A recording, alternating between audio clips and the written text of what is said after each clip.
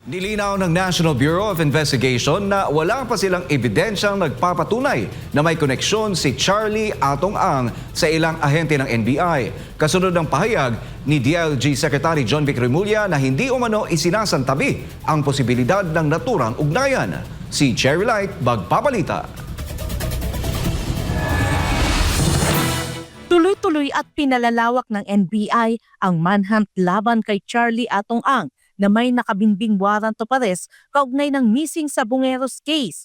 Ayon sa ahensya, sinisikap na nilang ipatupad ang warrant sa mga kilalang lugar na posibleng pagtagwan ng suspek, kabilang ang mga farm at resort sa Lipa City, Batangas, Laguna, Zambales at maging sa Bicol Region. Lumakas ang usapin ng umano'y koneksyon ni Atong Ang sa ilang ahente ng NBI matapos sabihin ni DILG Secretary John Vic Remulla sa isang ambush interview sa Camp Crame na hindi niya hiningan ng tulong ang NBI sa manhunt operation dahil sa posibilidad na may ugnayan umano ang ilan sa mga tauhan nito sa nasabing negosyante. Matatandaan una ng inihayag ni Secretary Remulla na nag-deputize umano noon si Atong Ang ng ilang NBI agent bilang mga bodyguard bago pa man maupo bilang Justice Secretary ang kanyang kapatid na si Jesus Crispin Remulla.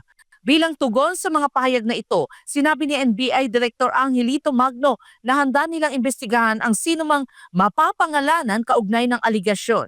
I will communicate with the good secretary upang alamin itong mga pangalan na nabanggit niya o sinabi niya na alam nila ang mga pangalan upang malaman din namin at kung totoo ito ay mai-subject natin sa proper investigation.